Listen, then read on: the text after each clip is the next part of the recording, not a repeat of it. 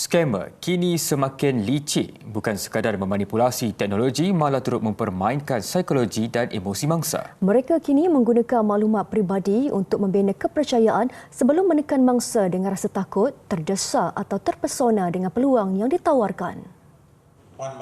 Sehubungan itu, Gabungan Persatuan-Persatuan Pengguna Malaysia FOMCA mahu pendekatan menangani skam diubah. Daripada sekadar memberi amaran dan kesedaran, tumpuan patut diarahkan kepada melatih orang ramai mengenal pasti taktik serta red trigger yang digunakan penipu. Menurut FOMCA, langkah itu penting kerana mangsa skam tidak semestinya terdiri daripada mereka yang lemah pengetahuan digital. Pada masa dulu, penekanan ialah kepada apa yang kita katakan sebagai isu cyber security.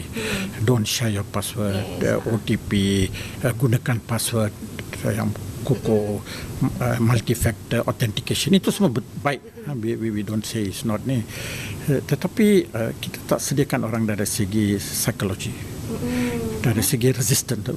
Bagaimana ini berlaku? Atas keperluan itu, FOMCA buat pertama kali menganjurkan program pemerkasaan anti-skam yang memberi pendekatan lebih praktikal. Menerusi latihan simulasi, kajian kes dan aktiviti interaktif, peserta didedahkan kepada cara mengenal pasti petunjuk awal sebelum menjadi mangsa.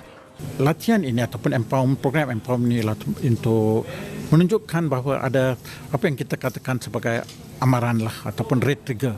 Bila untuk setiap camp ada beberapa trigger, ada beberapa amaran. So you kena identify amaran tu supaya you boleh lebih tersedia lah.